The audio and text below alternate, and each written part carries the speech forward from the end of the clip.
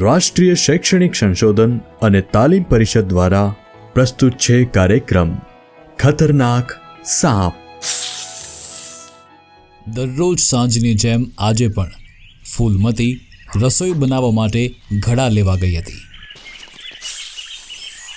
ત્યારે તેનો પગ સાપની પૂંછડી પર પડી ગયો અને બચાવમાં સાપે તેને દંશ મારી દીધો। શું ગયું? શું ફૂલમતીને સાપ કરડ્યો? હા ભાઈ, જલ્દી આવો। હે ભગવાન, તેની રક્ષા કરજો। આટલું કહી જગેસર ઘર તરફ દોડી ગયો। જગેસર ઘરના દરવાજે ઊભેલા ટોળાને વિખેરી અંદર પહોંચ્યો। મીઠુ કાકાએ ડંખના નિશાન પર ટુવાલ સજ્જડ બાંધ્યો હતો। ફૂલમતી બેભાન બની રહી હતી।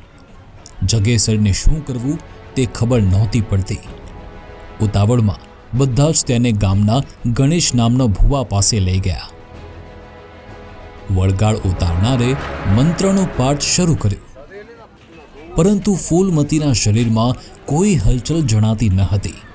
પછી વળગાડવાળાએ તેના મોંમાં ઉકાળો નાખવાનો પ્રયાસ કર્યો, પરંતુ તેના દાંત ચોંટેલા હોવાને કારણે આખો ઉકાળો બહાર નીકળી ગયો। હવે વળગાડ દૂર કરનારાએ તેની થેલીમાંથી કાળા રંગની દવાની બોટલ કાઢી। ફૂલમતીના નાકમાં દવા નાખવા તે જેવો આગળ વધ્યો કે તરત જ મોટો અવાજ ગુંજ્યો, રૂકો, ઊભા રહો। વળગાડ ઉતારનારો અટકી ગયો।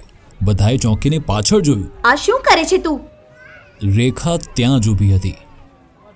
રેખા શહેરમાં ભણેલી ગામના સરપંચની દીકરી હતી।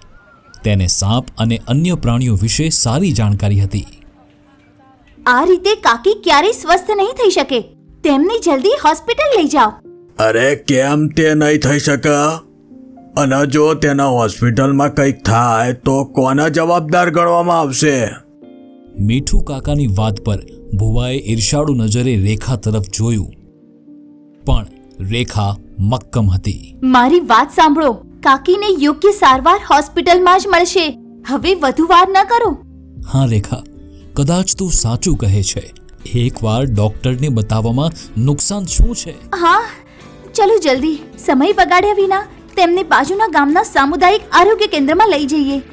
જેવી તે કોમ્યુનિટી સેન્ટર પહોંચી, રેખાએ ઇમરજન્સી વોર્ડને જાણ કરી અને ફૂલમતીને દાખલ કરાવી।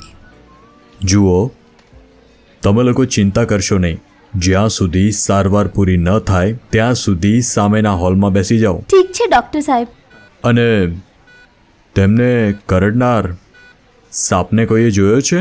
હા ડૉક્ટર સાહેબ, તે એક પાતળો કાળા રંગનો સાપ હતો। આનો અર્થ એ છે કે તે સામાન્ય ક્રેટ હતો।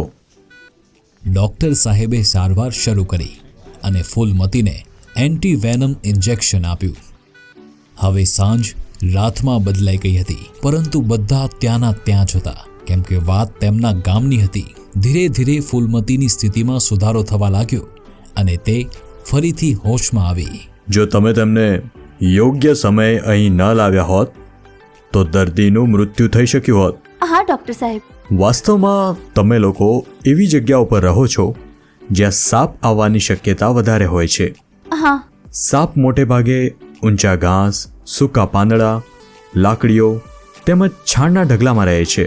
તેથી તમારી સલામતી માટે તમારી આસપાસની જગ્યાને સ્વચ્છ રાખો। તમે આ માહિતી તમારા મોબાઈલ ફોન ઉપર પણ જોઈ શકો છો। હા ડૉક્ટર સાહેબ। અને હા, જો ક્યારેય આવી કોઈ સમસ્યા હોય તો વળગાડ ઉતારનારા પાસે નહીં પણ હેલ્થ કેર સેન્ટર પર આવો। હા, સમજી ગયા ડૉક્ટર સાહેબ। મીઠુ કાકાએ પોતાનો મોબાઈલ કાઢ્યો અને સાપને લગતી માહિતી શોધવા લાગ્યા। ભારતમાં સાપની 276 પ્રજાતિઓ જોવા મળે છે, જેમાંથી લગભગ 60 ઝેરી છે। આમાંથી મોટે ભાગે સામાન્ય ક્રેટ, કોબરા અને વાઇપર આપણી આસપાસ જોવા મળે છે। ફૂલમતી હવે પહેલા કરતાં વધુ સારી લાગતી હતી। ડૉક્ટર સાહેબનો આભાર માનીને જગેસર, રેખા અને બાકીના ગામના લોકો સાથે ઘરે જવા રવાના થયા। તમે સાંભળી રહ્યા હતા રાષ્ટ્રીય શૈક્ષણિક સંશોધન અને તાલીમ પરિષદ દ્વારા પ્રસ્તુત કાર્યક્રમ ખતરનાક સાપ. અનુવાદ અને રેકોર્ડિંગ સમર્થન ક્લેપર એન્ટરટેનમેન્ટ દ્વારા. Programme coordinator professor Usha Sharma. Academic support Yachna Gupta.